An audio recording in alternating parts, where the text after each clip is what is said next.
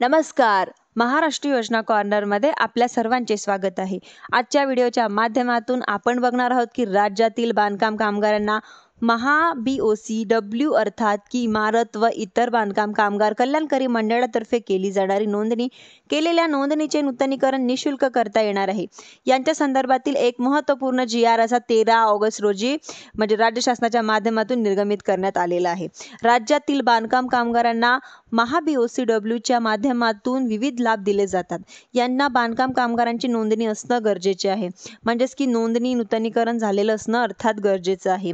म्हणजेच की आता 29 प्रकारच्या विविध कल्याणकारी योजना या महामंडळाच्या माध्यमातून राबवल्या जाणार आहे. शैक्षणिक सहाय्य असेल, आरोग्य विषयक असेल, आर्थिक सहाय्य असेल, सामाजिक सुरक्षा असेल, अशा वेगवेगळ्या योजना राबवल्या जातात. यांच्यासाठी बांधकाम कामगारांनी नोंदणी झालेलं असणं किंवा त्या नोंदणीचं नूतनीकरण झालेलं असणं गरजेचं आहे. राज्य शासनाच्या माध्यमातून 25 रुपयाचा शुल्क आकारला जात होता, तो मात्र आता 1 रुपयामध्ये शुल्क लागणार आहे. म्हणजेच की आता 1 रुपयाचाच आकारला जाणार आहे.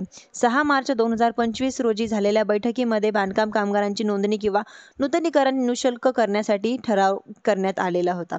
आणि याच अनुषंगाने म्हणजेच की राज्य शासनाच्या माध्यमातून 13 ऑगस्ट 2025 रोजी एक GR निर्गमित करून हा बांधकाम कामगार इमारत असेल इतर रोजगार विनियम म्हणजेच की विनियम व सेवा शर्ती अधिनियम 1996 मधील कलम 62G आहे ती तरतुदीनुसार इमारत बांधकाम क्षेत्रातील काम करणाऱ्या बांधकाम कामगार जे असतील महाराष्ट्र व इतर बांधकाम कल्याणकारी मंडळातर्फे महा-BOCW नोंदणी नूतनीकरण करण्यासाठी भरण्याची नोंदणी असेल किंवा निःशुल्क करण्यासाठी मंजुरी देण्यात आलेली आहे.